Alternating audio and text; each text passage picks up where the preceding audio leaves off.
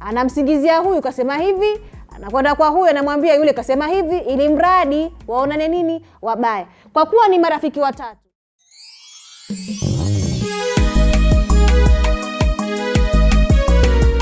Kuna wale ambao kwamba wanakuambia urafiki ni wa watu wawili, lakini ukizidi sana hakuna urafiki tena.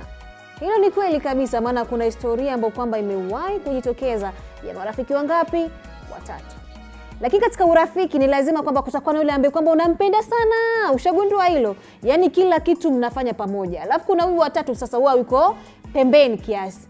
Lakini ushakugundua kwamba ule wa pembeni huwa yuko na ule wivu ambao kwamba unamkaa kwenye roho mpaka anatamani kwamba ule urafiki aweze kuuvunja. Yuko tayari kutoa maneno yoyote. Kwa hivyo huyu mmoja wa tatu akaamua kwamba hawa nitawatenganisha vipi, maana urafiki wao umezidi sana. Basi ngoja nikapeleke maneno ambayo kwamba ni ya fitna. Anamsingizia huyu kasema hivi, anakwenda kwa huyu anamwambia yule kasema hivi, ili mradi waonane nini, wabaya. Kwa kuwa ni marafiki watatu, huwezi kukataa kwamba huyu ananidanganya, sababu sote ni marafiki, lazima pengine amesema, au sio? Kwa hivyo kuna kwa ile hali ambayo kwamba hakuna kuaminiana tena. Ushapata?